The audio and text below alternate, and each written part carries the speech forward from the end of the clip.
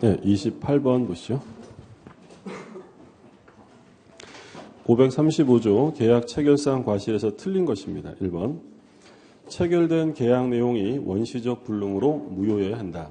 즉 원시적 불능에서 문제가 되고 2번 일부 불능의 경우에는 적용하지 않는다. 그러니까 일부 불능에는 뭐만 나온다고 그랬어요? 담보 책임. 그러니까 일부 불능인데 지금처럼 계약 체결상 과실 책임이나 또는 뭐 일부에 대한 부당이득 반환 이런 말 쓰면 틀려요. 그 부당이득도 안 되고 담보 책임이 우선 적용됩니다. 3번 자신에게 과실이 있다면 상대방이 과실이 있더라도 신뢰액을 배상해야 한다. 3번이 틀렸죠. 신뢰액을 배상받으려면 상대방은 선의뿐만 아니라 무과실까지 갖춰야 돼요. 그러니까 상대방에게 과실이 있으면 배상할 필요 없고요. 4번 손해배상 범위는 계약이 유효함으로 인하여 생겼을 이익을 넘지 못한다. 그러니까 이행이익을 초과할 수 없고요. 5번 원시적 불능 이외에는 확대 적용하지 않는다. 그래서 뭐 교섭 단계에서 부당 파기라든지 또는 뭐 계약이 불성립한 경우에 확대 적용하느냐? 확대 적용할 수 없어요. 오로지 원시적 불능에만 적용되고요.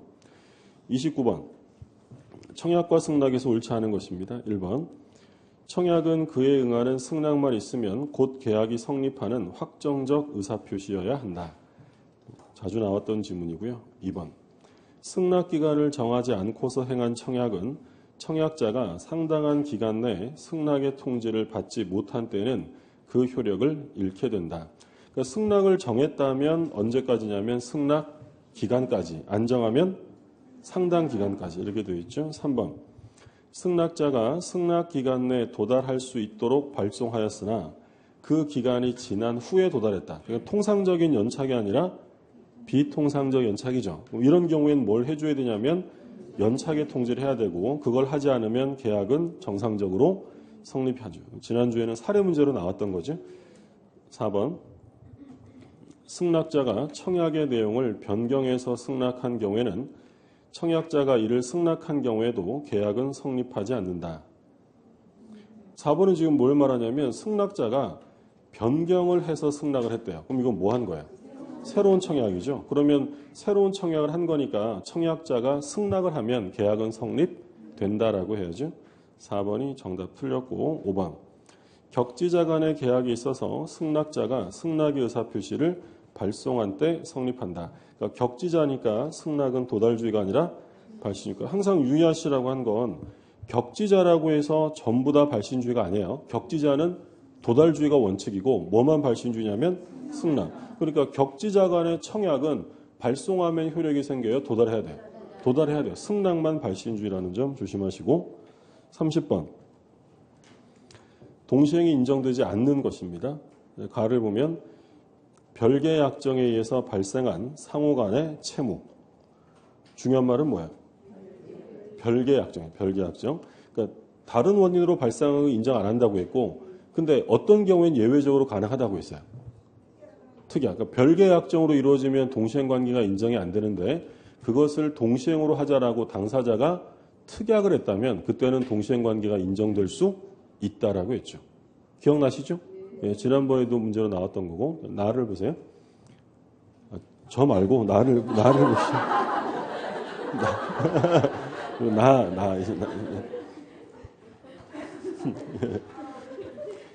계약이 무효이거나 취소됨으로 인하여 계약 당사자 쌍방이 지게 된 부당이득 반환 의무. 동시행 관계죠. 그래서 뭐 해제 시의 원상회복도 마찬가지고 그 다음에 다 임대차 보증금 반환과 임차물의 반환 동시행이죠. 그 다음에 라 변제와 영수증의 교부 동시행이죠. 마 채권의 변제와 그 채권을 위해 설정된 담보권의 말소. 이건 동시행이 아니고 뭐부터 해야 돼요? 변제부터 해야죠. 동시행 관계가 아닌 건 가와 마 이렇게 되겠고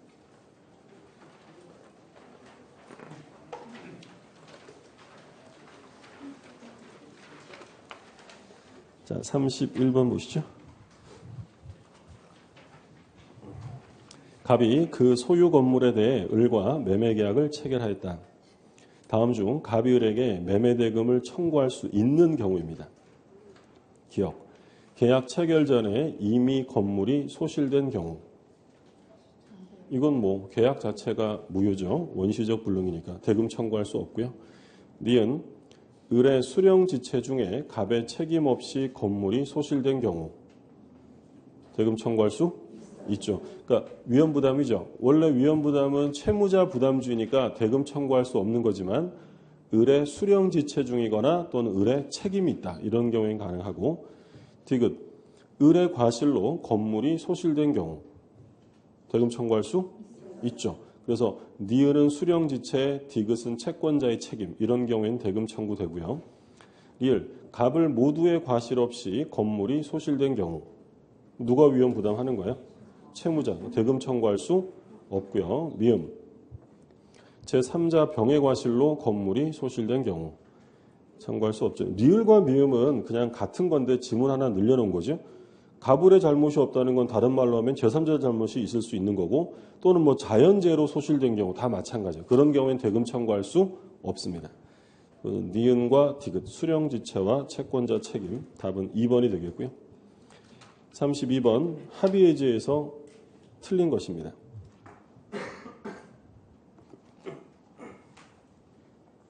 시험에서는 틀린 것은 이렇게 물어볼 수도 있어요. 그러니까 지금 모든 국가고시가 틀린 것은 해서 전부 다 옳지 않은 것으로 다 바꿨어요. 근데 아직까지 우리 시험은 작년까지도 틀린 것으로 이렇게 출제가 됐는데 언제 바뀔지 몰라요. 그러니까 이것도 뭐 사소한 거지만 또 느낌이 다르다고 그렇게 얘기를 하시더라고요. 연습하신다고 생각하시고 별게 다 문제죠. 뭐 1번 보시면 합의해제는 민법의 해제에 관한 규정은 적용되지 않는다. 그러니까 합의해제는 중요한 건 합의 내용이 중요하기 때문에 민법의 해제에 관한 규정이 적용되지 않아요. 그래서 손해배상도 하지 않고 또 뭐도 안 해요. 이자가산도 하지 않죠. 근데 꼭 기억하시라고 한 건 합의해제 시에 제3자 보호규정 적용 문제죠. 민법의 규정을 적용하지 않지만 합의해제 시에도 제3자가 피해를 볼 수 있으니까 제3자 보호규정은 적용한다라고 했죠. 1번 보시고 2번 보면 합의해제의 경우에 원칙적으로 손해배상 문제가 생기지 않고요. 3번 뭘 붙이지 않냐면 이자가산하지 않고 4번 매매계약을 합의해제한 경우 매수인으로부터 권리를 취득한 제3자는 보호된다. 특히 4번 중요해요. 그러니까 합의해제 시에도 제3자는 보호를 한다는 점 꼭 기억해 두시고요. 5번 합의해제로 인한 매도인의 등기 말소 청구권은 10년이 경과하면 소멸한다. 5번? 틀렸죠. 그러니까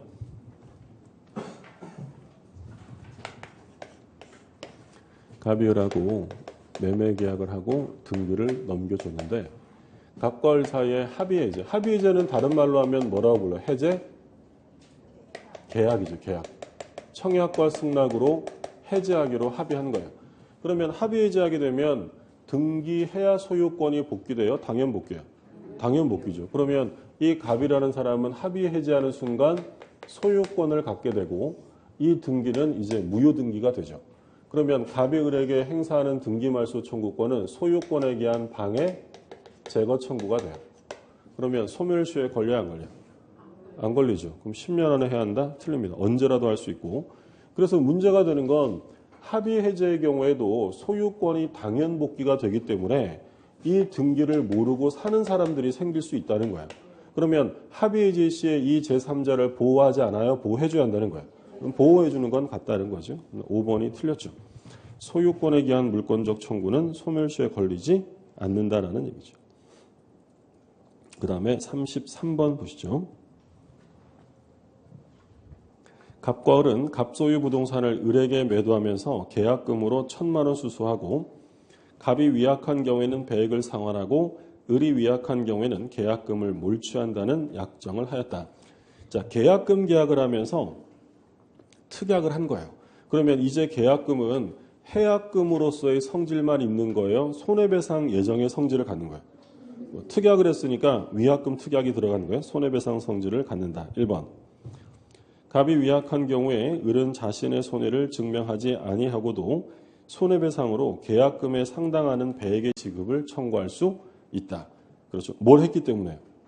특약. 만약에 이런 특약을 하지 않았다면 자기가 입은 손해를 입증해야 돼요. 증명을 해야 한다라고 했죠. 2번. 원칙적으로 을은 이행기 전이라도 이행에 착수할 수 있다. 그렇죠. 꼭 이행기에 착수해야 되는 건 아니다라고 했고 3번. 을이 위약한 경우에 갑은 자신이 그로 인하여 실제 입은 손해가 계약금 상당액을 넘는 경우에도 이를 입증하여 초과액을 별도로 청구할 수는 없다.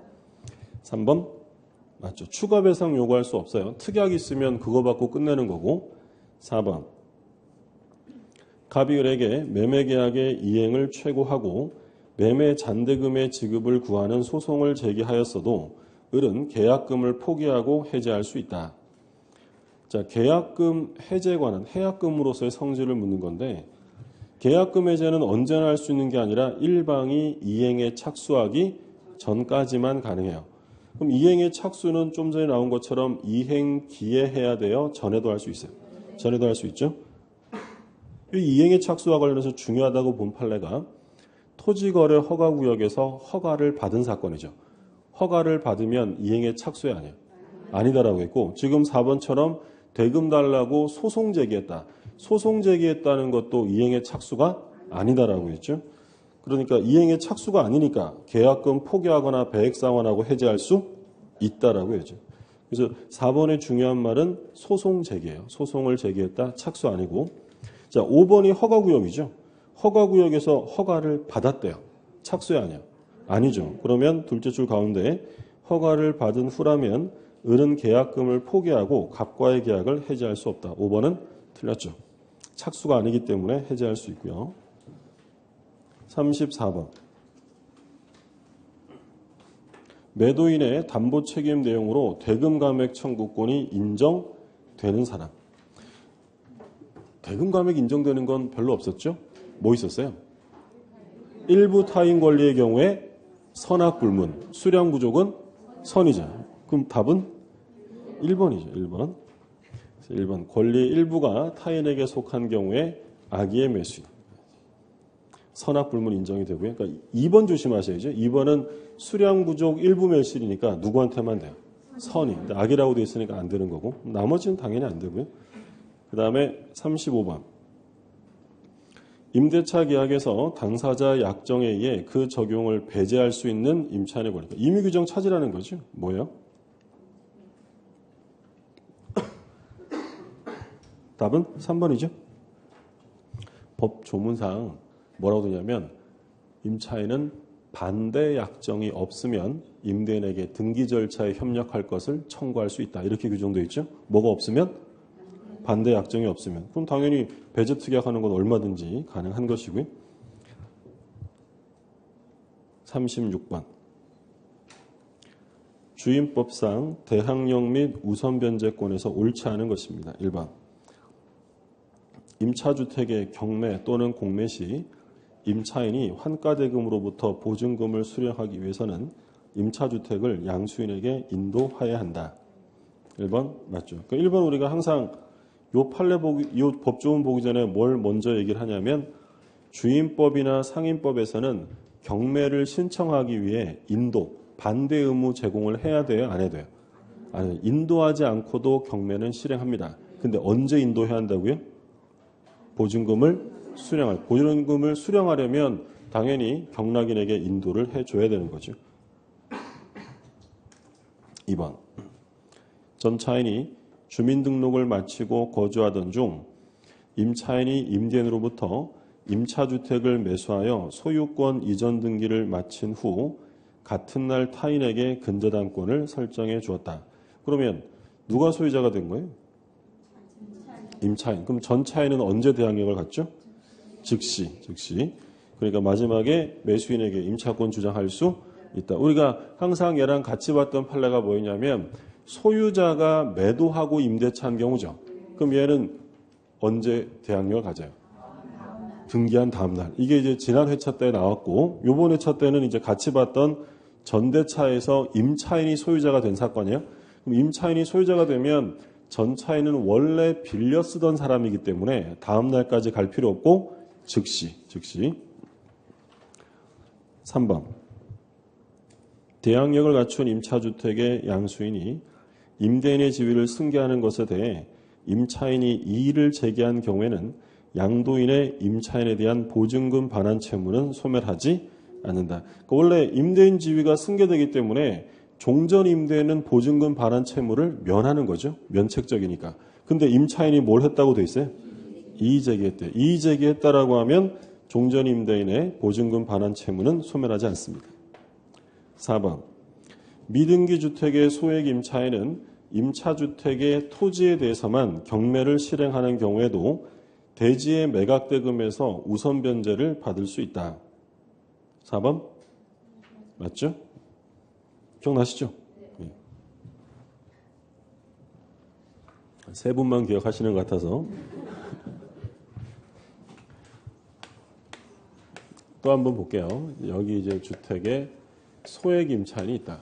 그러면 이 소액 임차인은 건물로부터만 우선 변제가 되어 토지를 포함해요. 토지를 포함한 환가대금에서 우선 변제를 받는다. 그러면 채권이 있는데 담보가 2개니까 이때는 막 받아가면 안 되고 공동저당의 368조 1항 경매대가에 비례해서 분담을 정해야 한다고 했죠. 근데 나대지인데요. 나대지의 저당권이 설정이 되고 나중에 주택이 신축이 됐어요. 여기에 소액 임차인이 있다. 그러면 이 소액 임차인은 이 토지에 대한 최우선 변제가 인정돼야 안 돼?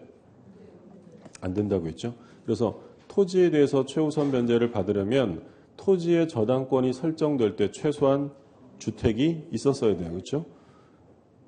얘가 저당권을 설정할 때는 주택이 없어요. 그냥 맨 땅이에요. 그러면 맨 땅에 저당권 설정하면 내가 제일 먼저 배당받겠네라고 기대를 할 거 아닙니까? 근데 나중에 갑자기 주택이 지어지더니 여기 있는 애가 자기보다 빨리 받아가겠다라고 하면 얘가 피해보잖아요. 그래서 안 돼요. 그래서 나대지일 때 저당권이 설정되면 최우선 변제 토지로부터 받을 수 없는 거고, 그 다음에 본 게 지금 미등기 주택이죠. 미등기 건물. 미등기 주택에 소액 임차인이 있다. 경매가 됐죠? 뭐가 지금 경매가 된 거야? 토지, 그렇죠? 이 토지가 경매되었을 때 이 토지에 대해서 최우선 변제 받을 수 있느냐? 받을 수 있죠. 이게 뭐 미등기냐 무허가냐는 상관없는 거예요. 그런데 같이 나왔던 판례가 이게 원래 갑거였는데 토지가 을에게로 이전되었다. 그러면 최우선 변제권이 토지 소유자가 바뀌면 인정 안 돼요? 그래도 인정돼요. 그래도 상관없다고 했죠. 우리가 소액 임차인 판례할 때 항상 같이 봤던 판례들이니까 다시 한번 봐두시고, 4번은 그 얘기고 5번 볼게요. 소액 임차인이 대지로부터 우선 변제를 받기 위해서는 임대차 성립 당시 임대인의 대지였던 경우여야 하며 대지가 타인에게 양도되어 임차주택과 대지 소유자가 서로 달라지게 된 경우에는 인정할 수 없다. 5번 지금 그림 중에 오는 거예요. 마지막 거잖아요. 그렇죠? 달라져도 상관없는 거예요. 최우선 변제는. 답은 5번이고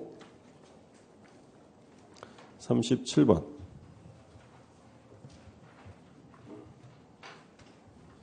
상가 건물 임대차에서 옳은 것입니다. 1번.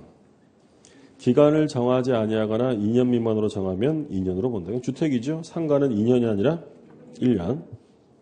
2번.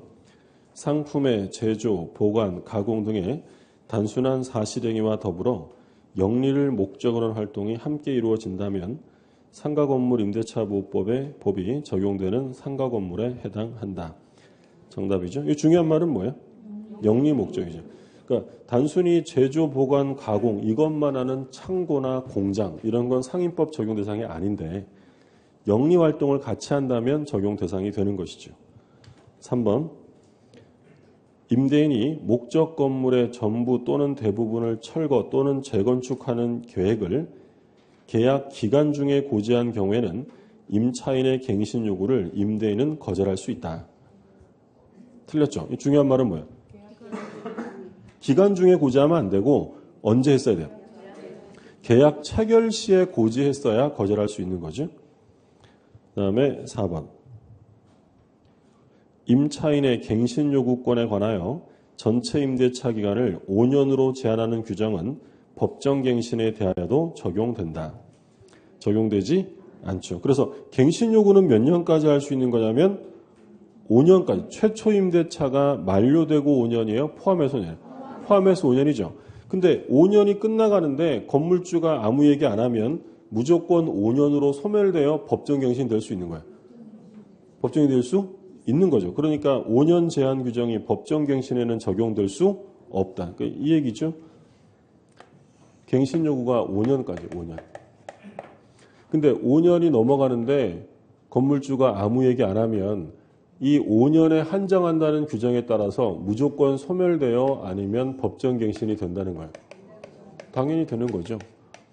그러니까 계약갱신 요구를 5년으로 제한하는 이 규정과 법정갱신에 관한 규정은 전혀 의미를 달리하는 거예요. 따라서 이 5년 제한 규정이 법정갱신에 적용되느냐라고 물으면 적용될 수 없어요.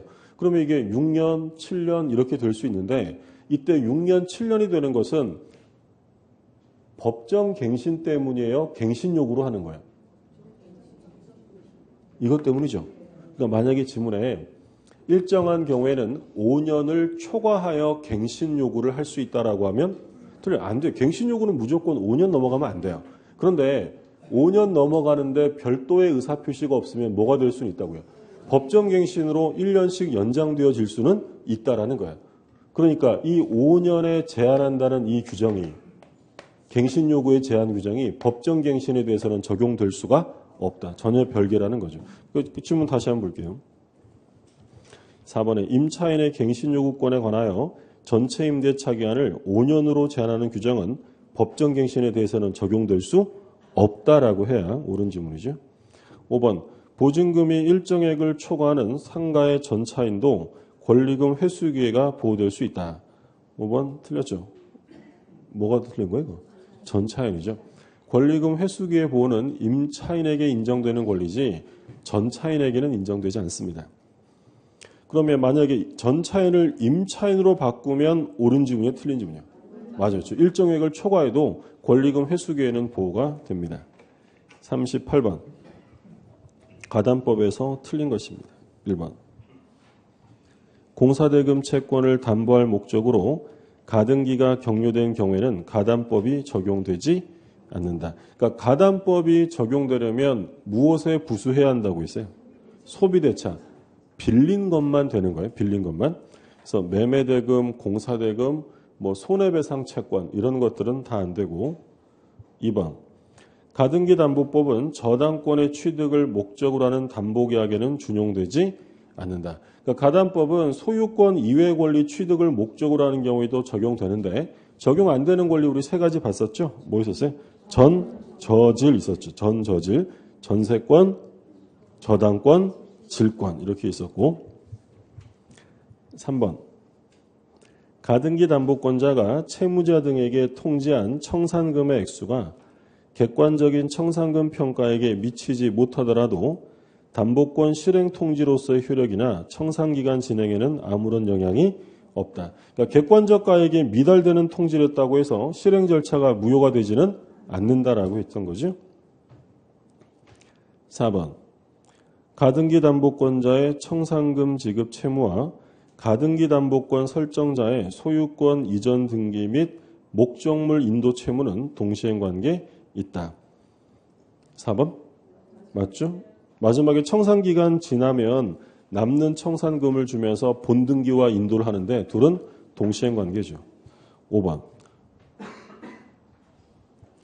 채권자의 청산금 평가액 자체에 이의가 있는 후순위 권리자는 청산기간 내에 자기 채권 변제기가 도래한 경우에 한해 독자적으로 경매를 청구할 수 있다. 5번은 계속 나왔고 제일 중요한 법조문이죠. 청산기간 내에 한해서는 변제기 전이라도 경매를 할 수 있습니다. 답은 5번이고요. 39번 집합건물에서 옳지 않은 것입니다. 1번 전유 부분이 수인의 공유에 속하는 경우에 공유자는 관리단 집회에서 각각 의결권을 행사할 수 있다. 안 된다고 했어요. 반드시 한 사람을 정해야 한다고 했죠. 그러니까 1인을 정해야 한다는 규정은 임의 규정이 아니라 강행 규정에 해당이 되죠. 그래서 예를 들어 101호가 있는데 101호를 갑과 을이 2분의 1의 지분으로 공유하고 있다. 그러면 집합건물법상 이 중에서 집회가 열리면 의결권을 행사할 1인을 정해야 됩니다. 만약에 둘 다 지분이 똑같아서 서로 나가겠다고 다투다가 못 정했어요. 그러면 공유자는 집회에 참석하여 지분 비율로 의결권을 행사할 수 있다. OX요. 안 된다는 거예요. 한 사람 못 정하면 얘들은 의결권 자체를 행사할 수 없다라는 거죠. 그래서 1번이 바로 답이고 2번. 재건축 비용의 부담에 관한 사항을 정하지 아니한 재건축 결의는 특별한 사정이 없는 한 무효이다. 그러니까 재건축 결의에서 제일 중요한 게 뭐예요? 비용 분담이에요. 근데 제일 중요한 비용 분담을 정하지 않았다면 이 재건축 결의는 무효가 되는 거죠. 3번. 재건축 결의 내용을 변경하는 경우에도 각 5분의 4 이상의 결의가 필요하다. 그러면 5분의 4의 동의를 요구하는 게 지금 나온 뭐 재건축. 그리고 재건축 결의 내용을 변경하는 것도 똑같은 거죠. 그럼 또 뭐 있었어요? 5분의 4는. 복구 비용이 건물 가격의 2분의 1을 초과하면 5분의 4야. 2분의 1 이하면 각 구분 소유자가 하는 거고요. 그리고 또 하나 있었죠? 서면 합의. 5분의 4가 서면으로 합의하면 집회 의결권과 집회 결의와 동일한 효력으로 인정을 한다라고 했죠. 이거였어요. 그러니까 집합건물법이나 또는 규약으로 집회 결의를 통해서 해라라고 정해두었다. 그러면 집회 결의를 하면 되는데 이 집회 결의를 하지 않고 똑같은 효력을 발생시킬 수 있어요? 각 얼마가? 5분의 4 이상이 뭘로요? 서면. 서면이라는 건 항상 전자적 방법이 포함됩니다. 전자적 방법, 전자서면으로 합의하게 되면 이건 집회 결의와 똑같은 효력이 있다. 그러면 원래 관리인을 선임하고 해임하려면 얼마가 동의해야 돼요? 관리인을 선임하고 해임하려면. 기억이 안 나죠? 기억이 안 나는 건 다 과반수예요. 그게 통상적인 건 다 과반수니까. 그럼 과반수가 동의를 해야 되는데, 근데 뭐 하면 된다고요? 서면 합의하면 돼요. 우리 시험에 뭐라고 나왔냐면, 관리인 선임도 서면 합의할 수 있다. OX에? 맞는 거예요. 서면 합의하면 되는 거예요. 또, 재건축 결의도 서면으로 합의할 수 있다. 이것도 기출주문이에요. OX에. 서면 합의하면 똑같은 결의 효력이 인정이 된다는 거죠. 그러면, 4분의 3 있었죠? 4분의 3, 5개 있었는데, 뭐 있었어요? 공용 부분 변경. 공용 부분을 변경할 때는 4분의 3 동의가 있어요. 물론 공용 부분 변경이라 하더라도 개량을 위한 것으로 비용이 과다하지 않으면 과반수면 돼요. 또는 콘도 과반수면 되죠. 공용 부분 변경, 그 다음에 규약의 설정 변경 폐지. 나머지 세 가지는 의무 위반자에 대한 조치예요. 사용 금지, 경매 청구, 해제 및 인도 청구. 정지 청구, 행위 정지 청구는 4분의 3이에요. 과반수예요. 과반수인 거죠. 4분의 3은 사용 금지, 경매 청구, 해제 및 인도 청구. 의결 종족수는 단순 암기 사항이니까 시험장 들어갈 때 한번 읽어보고 들어가시면 돼요. 예. 물론 이제 여러 번 봤으니까 보면 금방 기억나잖아요. 안 날까요? 안 나면 딱 시험지 나눠줄 때 속으로 이렇게 생각하세요. 4분의 3을 사용금지 경매청구를 하다가 딱 나눠주면 쓰세요. 네, 바로. 시험 문제 나올 수도 있고 안 나올 수도 있겠지만. 너무 많아요?